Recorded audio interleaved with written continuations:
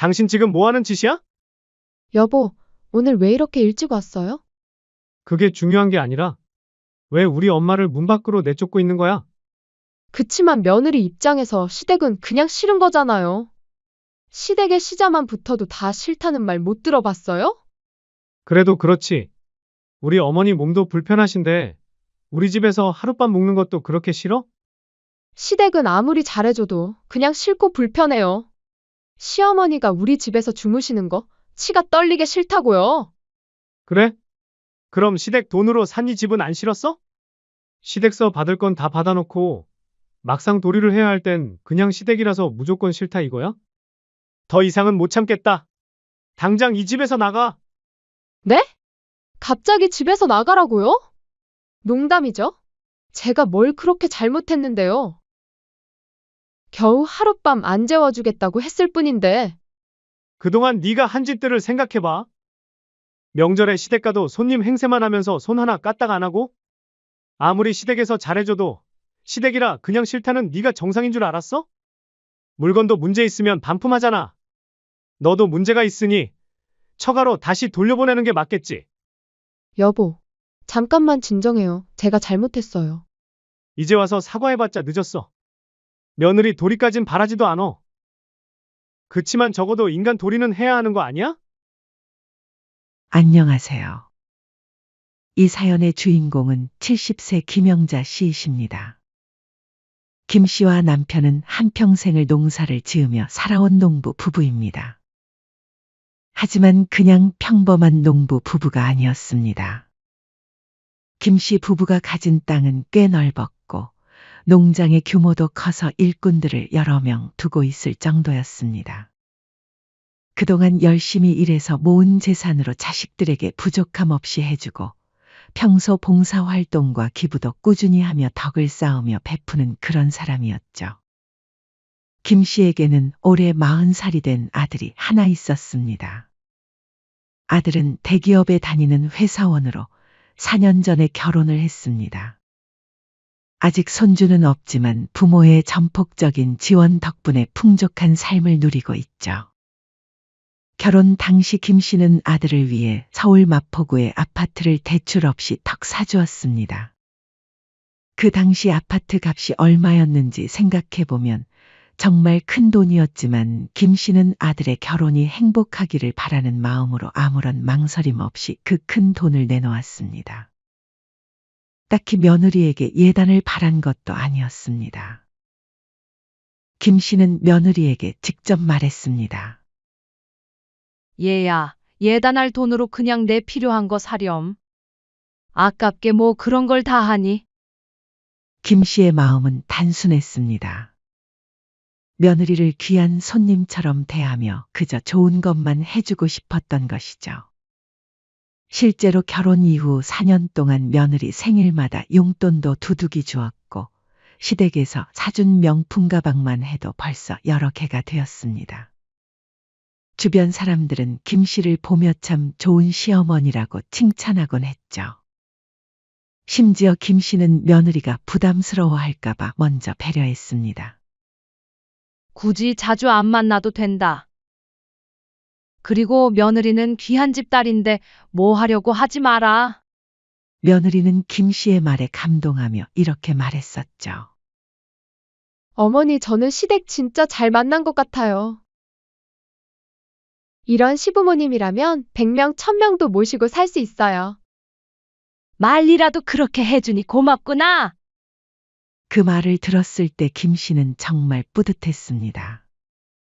아들도 좋은 며느리를 만났고 며느리도 시댁을 좋아하니 앞으로 화목하게 잘 살기만 하면 된다 생각했죠. 겉으로는 아무 문제 없어 보이던 아들 부부였지만 최근 김 씨는 전업주부인 며느리에게 며느리 도리를 문제로 불만을 느끼기 시작했습니다. 처음에는 그냥 신혼이라 바쁘고 정신없어서 그런가 보다 했습니다. 하지만 결혼 1년이 지나고 2년이 지나고 3년이 지나도 며느리의 태도는 전혀 달라지지 않았습니다. 아니, 오히려 시간이 지날수록 더 심해지는 것 같았습니다. 며느리는 시댁의 호의를 마치 당연한 권리인 양 받아들이면서도 정작 자신이 뭔가 해야 할 때는 온갖 핑계를 대며 피하려고 했죠. 김 씨는 며느리의 그런 태도를 보면서도 참고 또 참았습니다. 아들에게 털어놓고 싶은 마음도 있었지만 그러면 아들이 중간에서 어려워할 것 같았죠. 내가 뭘 잘못했을까? 며느리에게 너무 잘해줘서 버릇이 나빠진 걸까? 하지만 그저 아들의 결혼 생활이 평화롭기를 바라는 마음이 컸기 때문에 김 씨는 며느리의 그런 태도를 보면서도 참고 또 참았습니다.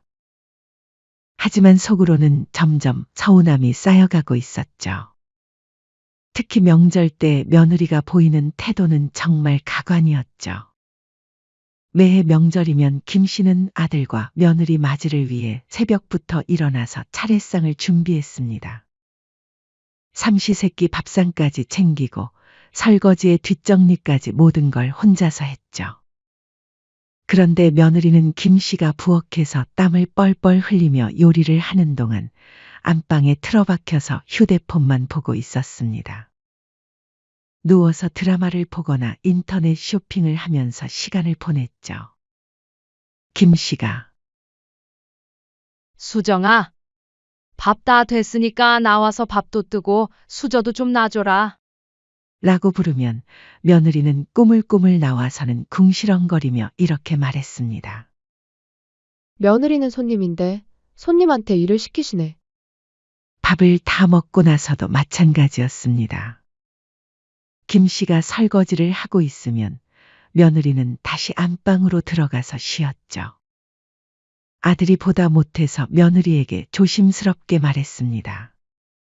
여보, 우리 오늘 저녁 먹은 건 우리가 설거지 할까? 엄마가 너무 힘들어 보여. 그러자 며느리는 콧방귀를 뀌며 대답했습니다. 무슨 손님이 설거지를 해? 손님한테 설거지 시키는 사람이 어딨어? 아들이 난처한 표정을 지으며 다시 말했습니다. 그래도 엄마 혼자 다 하시니까. 아니, 왜 자꾸 나한테 일 시키려고 그래? 시댁은 당신 집이니까 하고 싶으면 당신이 혼자 해. 며느리는 목소리를 높이며 화를 냈습니다. 결국 아들이 혼자서 설거지를 하게 되었죠. 이런 일이 한두 번이 아니었습니다. 김 씨는 며느리의 그런 모습을 볼 때마다 가슴이 답답했습니다. 김 씨는 아들이 중간에서 어려워하는 모습이 안쓰럽기도 했습니다. 하지만 며느리의 태도는 점점 더 뻔뻔하고 심해져만 갔죠. 며느리는 자신의 친구들을 집에 수시로 불러서 시끌벅적하게 놀았습니다. 아들도 같이 사는 집에 자신의 친구들이 데려와서 술도 마시고 떠들어대곤 했죠. 반면에 며느리는 시댁 식구들이 집에 오는 것은 극도로 꺼려했습니다. 김 씨가 서울에 볼 일이 있어서 아들에게 연락할 때마다 며느리는 온갖 핑계를 댔습니다. 수정아, 내일 서울 가는데 집에 잠깐 들러도 될까? 오랜만에 우리 얼굴도 보고 같이 식사라도 하는 건 어떠니? 아들이 며느리에게 물어보면 며느리는 항상 이런 식으로 대답했습니다. 죄송해요, 어머니. 집에 친구들이 와서 어려울 것 같아요. 다음에 또 연락하면 이런 식이었죠. 청소를 못해서 정신이 없어요. 어머니 오시기에는 집이 너무 지저분해요. 심지어는 이런 말까지 했습니다. 집에 누가 오시면 제가 피곤해서 몸살이 나요. 제가 좀 예민한 편이라서. 김 씨는 이런 뻔한 핑계를 들을 때마다 마음이 상하곤 했습니다. 며느리의 친구들은 언제든지 와도 되는데 정작 시어머니는 오면 피곤하다니요. 한 번은 또 김 씨가 직접 만든 반찬을 가져다 주니 며느리는 또 이렇게 말했습니다. 어머니, 그냥 택배로 보내주세요. 굳이 집에 오시지 마시고요. 아, 아니면 문 앞에 두고 가세요. 제가 나중에 가져갈게요. 김 씨는 며느리가 자신과 직접 마주치는 것조차 극도로 꺼린다는 것을 몸소 느꼈습니다. 마치 김 씨가 무슨 전염병 환자라도 되는 것처럼 말이죠. 최근에 김 씨의 마음을 아프게 한 것은 시아버지 생신 때 일어난 일이었습니다. 아들이 며느리에게 아버지 생신 선물에 대해 이야기했을 때 며느리의 반응은 정말 충격적이었죠. 아버님 생신이니까 뭔가 선물을 준비해야겠는데 뭐가 좋을까? 아들이 며느리와 상의하자 며느리는 한숨부터 쉬었습니다. 어머니, 저희 여유도 없는데 꼭 해야 해요? 그래도 아버지 생신인데 그럼 얼마씩 보태야 해요? 저희는 최소한만 할게요. 너무 비싼 건 부담스러워요. 며느리는 액수부터 따지며 마지못해 하는 티를 팍팍 냈습니다. 김 씨는 그 이야기를 아들에게 들으면서 정말 어이가 없었죠. 아니, 우리가 그동안 며느리한테 해준 게 얼만데? 아파트까지 사줬는데 시아버지 생신 선물은 돈 없다고? 정말 어이가 없네. 이 모든 상황을 겪으면서 김 씨는 며느리에게 점점 정이 떨어지기 시작했습니다. 처음에는 젊으니까 그럴 수도 있지라고 생각했지만 이제는 이건 정말 아니다라는 생각이 들었죠. 그리고 마침내 결정적인 사건이 터졌습니다. 바로 이번 설 명절 때 일어난 일이었죠. 평소와 다르게 이번 명절에는 아들이 혼자 김 씨 집에 내려왔습니다. 김 씨는 며느리가 어디 아픈 건 아닌지 걱정이 되어 아들에게 물어봤죠. 얘, 수정이는 왜 안 왔니? 어디 몸이라도 아픈 거야? 아니에요. 엄마 신경 쓰지 마세요. 그냥 이번 명절에는 각자 지내기로 했어요. 아들의 목소리에 김 씨는 뭔가 이상한 느낌이 들었습니다. 명절에 부부가 각자 지낸다는 게 말이 되나 싶었죠. 무슨 일 있었니? 너희 싸웠어? 아들이 한참을 망설이다가 입을 열었습니다. 엄마, 제가 아내한테 이번 명절 때 하루는 우리 본가 시가에 머물고 하루는 처가에서 잠을 자고 오자고 했거든요. 그래, 그런데? 아들의 표정이 어두워졌습니다. 그런데 아내가 노발대발하면서 소리를 지르더라고요. 뭔 소리 하냐고. 시댁에서 잠을 자는 게 얼마나 힘든 일인데 진짜 그딴 말 꺼내지도 마. 라고요. 김 씨는 아들의 말을 듣고 어이가 없었습니다. 그래서 뭐라고 했니? 제가 나도 처가에서 자는 거 힘들다. 나도 자는 거 아니냐? 이게 왜 못 해주냐? 라고 했더니 내가 시댁 가주는 것만 해도 어딘데 자고 가라고까지 해? 빈정상해서 나 이번 명절에 안 갈래. 갈 거면 당신 혼자가 라고 더 큰 소리로 화를 내더라고요. 그래서 이번엔 저 혼자 온 거예요. 김 씨는 며느리의 그런 말을 듣고 정말 충격이었습니다. 시댁에 가주는 것만 해도 어디? 정말로 며느리가 그렇게 말했어? 김 씨는 아들에게 조심스럽게 말했습니다. 용진아, 이건 좀 아니지 않니? 우리가 며느리한테 뭘 요구한 적 있니? 가끔 얼굴 보는 것도 이렇게 사정사정 할 일인가 싶다. 엄마, 저도 이제 어떻게 해야 할지 모르겠어요. 아들 역시 힘들어하는 모습이었습니다. 김 씨는 아들이 안쓰럽기도 했지만 한편으로는 며느리가 정말 자신의 행동을 돌아봐야 한다고 생각했죠. 며느리한테 한마디 해야 할 것 같구나.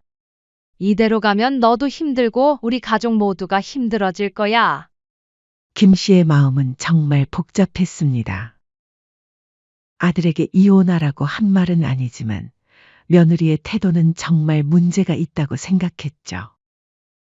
김 씨는 며느리가 스스로 깨달을 수 있는 어떤 강력한 충격요법이 필요하다고 생각했습니다. 하지만 그때만 해도 김 씨는 며느리가 곧 더 큰 일을 저지르게 될 줄은 몰랐습니다. 그리고 그 사건으로 인해 며느리가 그동안 자신이 한 행동을 모두 되돌려 받게 될 것도 말이죠. 김 씨가 병원 때문에 서울에 올라갈 일이 생겼습니다. 정기검진을 받아야 하는데 예약 시간이 늦어서 피곤할 것 같았습니다. 고민하던 중에 아들의 집이 병원에서 멀지 않다는 것을 떠오른 김 씨는 아무리 그래도 하루 정도는 괜찮겠지 싶어서 숙소를 따로 잡지 않기로 했죠. 김 씨는 아들에게 미리 연락했습니다. 용진아, 엄마가 다음 주에 서울 올라가는데 병원 검사 받고 너무 늦을 것 같아. 하룻밤만 재워줄 수 있을까? 네, 엄마, 언제든지 오세요. 제가 아내한테도 말해둘게요. 김 씨는 아들이 흔쾌히 허락해 준 것에 안심했습니다. 하지만 막상 서울에 올라가서 아들 집 문을 두드렸을 때 문을 연 며느리의 표정은 정말 싸늘했습니다. 어머니 오셨어요. 며느리는 김 씨를 보자마자 언짢은 표정을 숨기지도 않았습니다. 마치 반갑지 않은 손님이라도 된 것처럼 말이죠. 수정아, 아들한테 미리 말해뒀는데 오늘 하룻밤만 재워줄 수 있을까? 김 씨가 조심스럽게 말하자 며느리는 팔짱을 끼고는 차갑게 대답했습니다. 죄송해요, 어머니. 저희 집에서 주무시는 건 조금 어려울 것 같아요. 응, 뭐라고? 김 씨는 순간 자신이 잘못 들은 줄 알았습니다. 갑자기 그게 무슨 소리니? 전까지 이런 얘기는 없었잖아. 어머니, 오늘은 호텔 가서 주무세요. 저희 집은 불편하실 거예요. 그리고 남편한테는 어머니가 호텔 가시고 싶다고 하셨다고 제가 말해둘게요. 수정아, 내가 매번 부탁하는 것도 아니고 하룻밤 정도는 괜찮지 않겠니? 나도 지방에서 올라와서 병원 검사도 받고 너무 피곤해서 그래. 김 씨가 사정을 설명해도 며느리는 전혀 꿈쩍하지 않았습니다. 저는 시어머니랑 같이 자는 거 불편해요. 며느리는 목소리를 높이며 대답했습니다. 김 씨는 며느리의 그런 매서운 태도에 몹시 당황스러웠죠. 한 방에서 같이 자자는 것도 아니고 그게 그렇게 불편하니? 당연한 거 아니에요? 저희 집에 시댁 사람들이 있으면 제가 불편하다고요. 그리고 요즘 누가 아들 집에 와서 자요? 며느리의 목소리는 점점 더 날카로워졌습니다. 그치만 갑자기 이 늦은 시간에 호텔을 어떻게 구해? 그럼 오늘만이라도 김 씨가 말을 마치기도 전에 며느리는 갑자기 김 씨의 팔을 거칠게 잡았습니다. 안 돼요. 제발 좀 가세요. 그리고 며느리는 말이 끝나기 무섭게 김 씨를 현관 밖으로 밀어냈습니다. 그리고는 정말로 현관문을 쾅 닫아버렸죠. 김 씨는 갑작스러운 일에 어리둥절할 수밖에 없었습니다. 방금 전까지 며느리와 대화하고 있었는데 순식간에 문 밖으로 쫓겨난 것이었습니다. 김 씨는 닫힌 문 앞에서 멍하니 서 있었습니다. 70평생 살아오면서 이렇게 모욕적인 일을 당해본 적이 없었죠. 더구나 아들의 집에서 이런 취급을 받다니 눈물이 주르륵 흘러내렸습니다. 그리고 깊은 모욕감이 한꺼번에 밀려왔습니다. 내가 뭘 잘못했다고 이런 취급을 받아야 하지.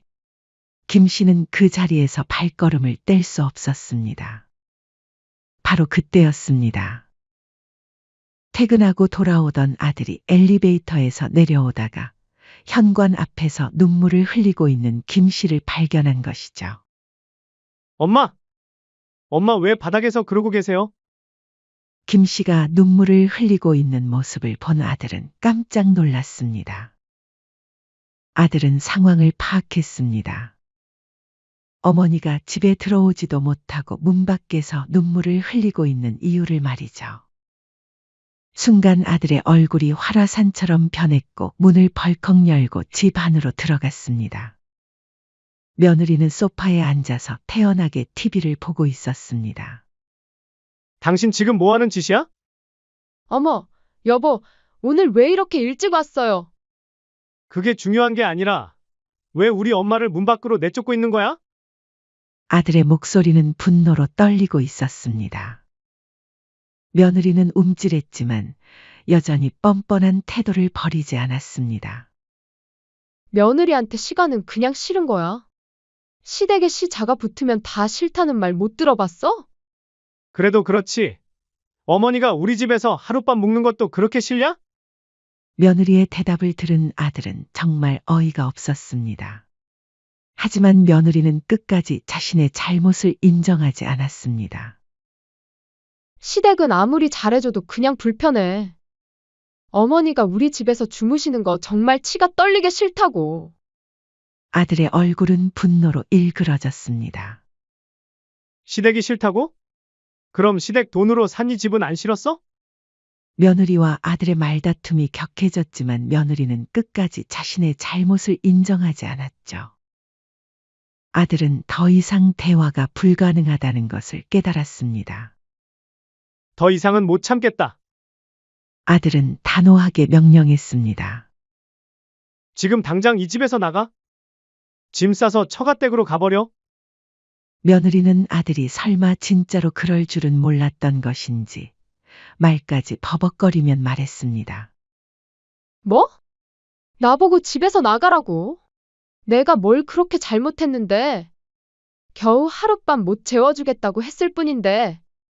하지만 아들은 전혀 흔들리지 않았습니다. 오히려 더욱 냉정해졌죠. 그동안 우리 엄마한테 한 짓들 다 생각해봐. 명절마다 손님 행세만 하면서 손 하나 까딱 안 하고? 아무리 시댁에서 잘해줘도 시댁이면 그냥 싫다는 네가 정상인 줄 알아? 물건도 문제 있으면 수리 맡기잖아. 너도 문제 있으니 처가댁으로 다시 돌려보내는 게 맞아. 며느리는 아들의 단호한 태도를 보고 당황했습니다. 지금까지는 아들이 자신 편을 들어줄 거라고 생각했었죠. 여보, 진정해. 내가 잘못했어. 다신 안 그럴게. 며느리가 다급하게 붙잡았지만 아들은 이미 마음을 굳힌 모양이었습니다. 이제 와서 사과해봤자 늦었어. 며느리 도리는 바라지도 않아. 그치만 적어도 사람 도리는 해야지. 며느리는 울면서 짐을 쌌습니다. 어머니한테도 진심으로 사과할게. 제발 한 번만 더 기회를 줘. 며느리가 애원해도 아들은 냉정했습니다. 기회는 이미 충분히 줬어. 짐 싸서 나가 당장. 며느리는 결국 친정으로 쫓겨나게 되었습니다. 그동안 김 씨와 시댁이 해준 모든 것들을 잃어버린 채로 말이죠. 인과응보란 게 정말 있구나. 며느리가 짐을 싸서 나가는 모습을 보면서 김 씨는 정말 통쾌했습니다. 그동안 참았던 모든 순간들이 한순간에 해결된 기분이었죠. 며느리가 그동안 자신에게 했던 무리한 행동들을 생각하니 뿌린 씨를 거두게 된 것이 당연하다고 생각했습니다. 며느리는 그동안 시댁을 무시하고 함부로 대했던 대가를 치르게 된 셈이죠. 하지만 이것은 시작에 불과했습니다. 며느리가 당하게 될 진짜 서력은 이제부터였죠. 아들은 며느리가 나간 다음 날부터 바로 이혼 소송 절차를 밟기 시작했습니다. 김 씨는 아들의 그런 단호한 모습을 보면서 한편으로는 대견하기도 했지만 다른 한편으로는 안쓰럽기도 했어요. 아들아, 정말 후회 없겠니? 김 씨가 조심스럽게 물어보자 아들은 확신에 찬 목소리로 대답했습니다.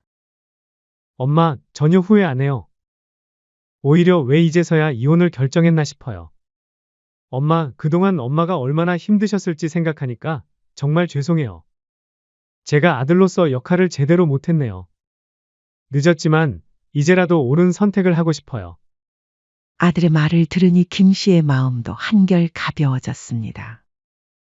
며칠이 지나자 예상했던 일이 일어났습니다. 며느리와 처가댁 식구들이 아들 집까지 찾아온 것이죠. 김 씨가 아들 집에 있을 때였습니다. 초인종이 울리더니 문 너머로 며느리의 목소리가 들려왔어요. 여보 문 좀 열어줘. 아들은 문을 열지 않았습니다. 할 말 있으면 밖에서 해. 그때 또 다른 목소리가 들려왔습니다. 며느리가 처가 어른들이 함께 온 것 같았습니다. 아들이 마지못해 문을 열자 며느리와 처가댁 식구들이 모두 들어왔습니다. 그들은 김 씨와 아들 앞에서 바닥에 무릎을 꿇었어요. 사돈, 정말 죄송합니다. 제가 사돈 얼굴 볼 낯이 없습니다. 장모가 김씨에게 깊이 고개를 숙이며 말했습니다. 저희 딸이 어려서 철이 없었습니다. 제발 너그러이 용서해 주세요. 며느리도 눈물을 흘리며 김씨에게 빌었습니다. 어머니, 제가 정말 잘못했어요. 다시는 이런 일 없을 거예요. 제발 한 번만 더 기회를 주세요. 장인도 아들에게 애원했습니다. 최서방, 우리 딸이 철이 없었네. 이번에 제대로 교육시킬 테니까 제발 한 번만 더 기회를 주면 안 되나?